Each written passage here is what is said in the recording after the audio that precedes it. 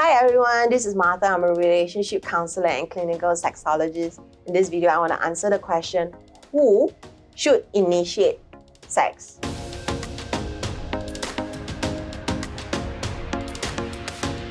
Do you think it's the job of the person who's bigger and stronger? Do you think it's the job of the person who has a higher sex drive?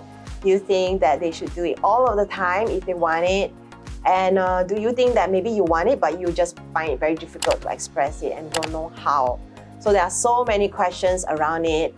So to cut to the chase, I want to say that it is the responsibility of all people involved in a relationship. So we want sex to be a mutual thing, but somebody needs to maybe bring it up because the other person might be busy or tired or forgot about it or like is caught up in other things. So sometimes you can say it's a reason, sometimes you can say it's an excuse. Is it like running away from it all the time? Or if it's like a once in a while kind of a thing. So initiating of sex can be as simple as, hey, do you want sex?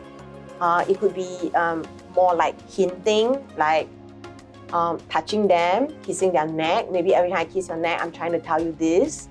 It can be using code words. For instance, do you want to play? Can be one code word.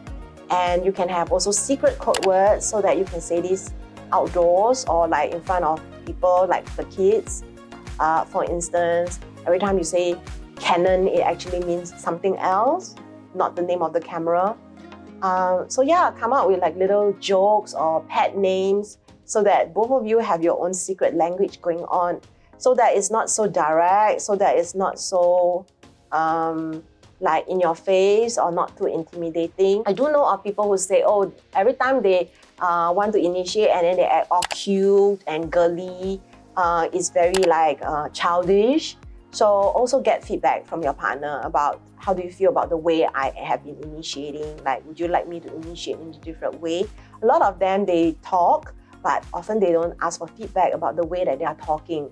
That is also another thing that you can navigate around it. I feel that there's a lot of blaming and shaming when it comes to initiating, because what happens is the person who initiates all the time do get tired. They do feel like, how come it's like 100% of the work is done by me? Just because I have a higher sex drive, doesn't mean that I have to do it, because sometimes it actually leads to like resentment and fatigue. Because we also need to remember that the initiation of sex is not just about sex. It's really about all the other things connected to it. It's about feeling desired, feeling wanted, feeling attractive, feeling like you actually still have this lust for your partner. So there are people who say, I'm very attracted to you, but how come it doesn't dawn on them to like do something else? Maybe because they have a lower sex drive, maybe because they're shy around sex. So it's really important to talk about it, not make assumptions, and not suffer in silence, and not make it into like this big deal, this monster in the bedroom. Talking about it helps. And this is where going to a sexologist like myself to facilitate the discussion, to support you all in growing some skills so that you can communicate better as a couple is very useful. Instead of struggling as a couple and this becoming this like big elephant in the room, it's so important to just let all these layers go, let go of all this drama around it. And if you find it very difficult to express your desires and your struggles with your partner, you can find ways to communicate with them that is not so confronting. For instance, you can text them, you can email them and let them know, I really, really desire you, but I'm actually finding it difficult and I'm thinking that we can try this. So don't just give them the problem. Try to take steps to come up with a possible solution.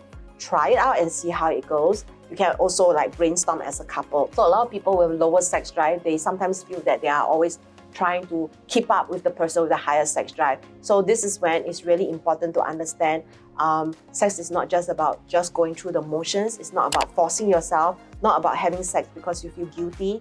It's really important to also have options when it comes to not feeling sexual.